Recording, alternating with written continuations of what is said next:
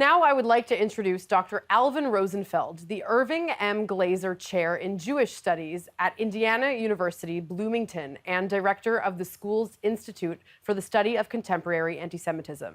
Dr. Rosenfeld held a 5-year presidential appointment on the United States Holocaust Memorial Council and also served on the U.S. Holocaust Memorial Museum's Executive Committee.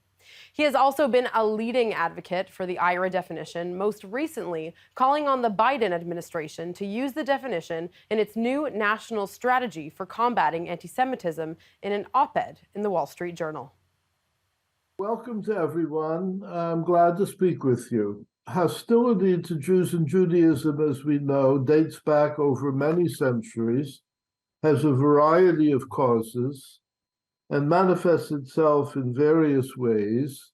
Here is how the late Rabbi Lord Jonathan Sacks summed up this troubled history. I quote Rabbi Sacks, "Anti-Semitism," he writes, "means denying the right of Jews to exist collectively as Jews with the same rights as everyone else.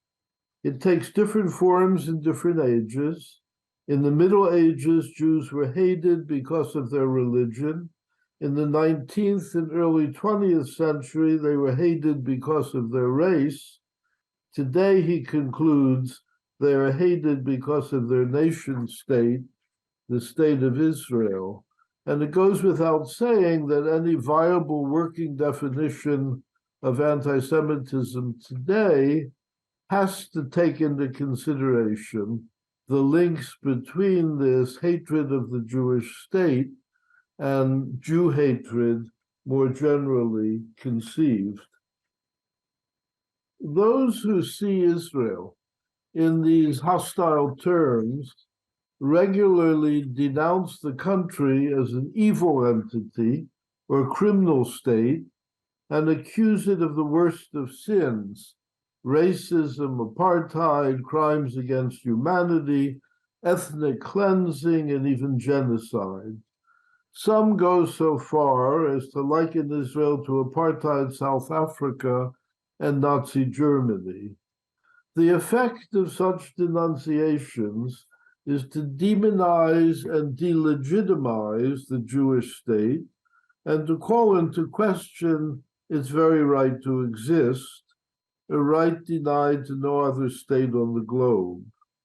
Understood in these terms, Rabbi Sacks is surely correct to conclude that anti-Zionism is the anti-Semitism of our time, and since the turn of the millennium, in fact, anti-Zionist anti-Semitism has emerged as one of the dominant manifestations of Jew hatred in the 21st century.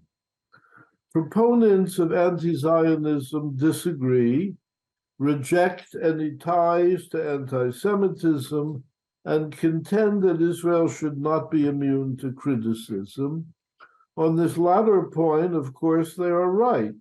No state should be immune to criticism, including Israel. Within Israel itself, a democratic country with a free press, criticism of all kinds is a daily, robust affair. But there are crucial differences between what we typically think of as legitimate criticism and mean-spirited, impassioned vilification.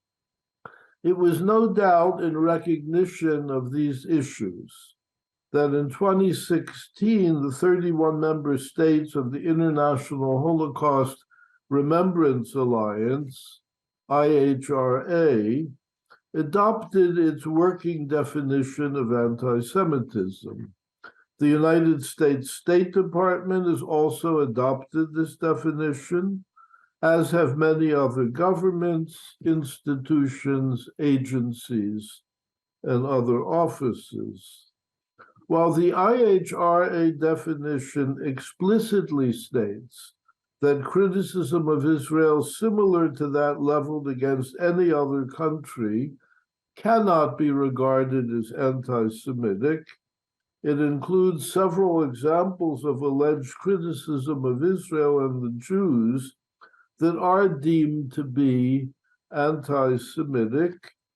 Those who actively oppose Israel's existence and labor to see the country eradicated object to the IHRA definition of anti-Semitism on the grounds that it supposedly silences criticism of Israel and thereby limits free speech.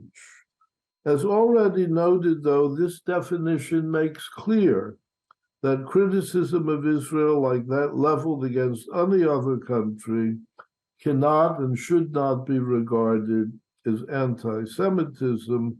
Comparing Israel to Nazi Germany, for instance, is not to criticize the country, but to defame it and libel it, and calling for the country's end is nothing short of eliminationist in its goal. For these and a number of other reasons, the working definition of anti-Semitism put out by IHRA, I personally find useful and encourage others to use it as well.